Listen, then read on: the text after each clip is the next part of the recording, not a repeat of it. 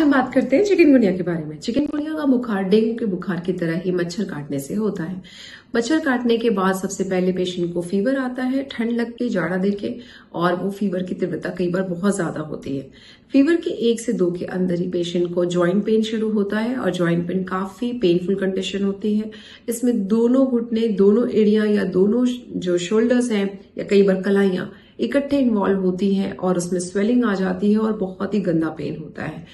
Pen ऐसी history patient देते हैं कि मैं रात में सोया आराम से और अगले दिन मॉर्निंग में उठा तो मैं चल नहीं पाया, और अगर वो चलते हैं तो वो हॉप करके धीरे धीरे चलते हैं, जिससे चिकन चलता है, इसीलिए इसका नाम स्टार्टिंग में चिकनगुनिया रखा गया। वैसे ये वायरल इलनेस है। इसके साथ पेशेंट को रैशेस हो सकते हैं, सिवियर डिहाइड्रेशन हो सकता है। अगर टाइम से ट्रीटमेंट नहीं लिया तो और भी मैनिफेस्टेशन जैसे न्यूरोलॉजिकल मैनिफेस्टेशन, चक्कर आना, सीजर्स आना, बेहोशी भी होना, या कार्डियोवास्कुलर सिस्टम जैसे ब्लड प्रेशर का लो होना, पेशेंट का शॉक में जाना, या अगर और लंबा खींचा तो सेकेंडरी इन्फेक्शन से पेशेंट प्रेजेंट करते हैं। अगर आपको चिकनगुनिया पता चला है तो घर में आप कैसे इलाज करेंगे, इसके बारे में बात करते हैं। चिकनगुनिया के बुखार में जो आपको करना है वो सबसे इंपॉर्टेंट ये है कि आपको हाइड्रेशन का ध्यान रखना है, रेस्ट का ध्यान रखना है, इम्यूनिटी बूस्टर जो होते हैं आपके नॉर्मल फूड जैसे सिट्रस फ्रूट, पानी ज्यादा पीना, कर्ड खाना, ये हमेशा ध्यान रखें। विटामिन, कैल्शियम को आप खाते रहें। दर्द के लिए सिर्फ पैरासीटामोल की गोली अपने आप से खाएं, वो आप 4 to 6 आवर्स में रिपीट कर सकते हैं।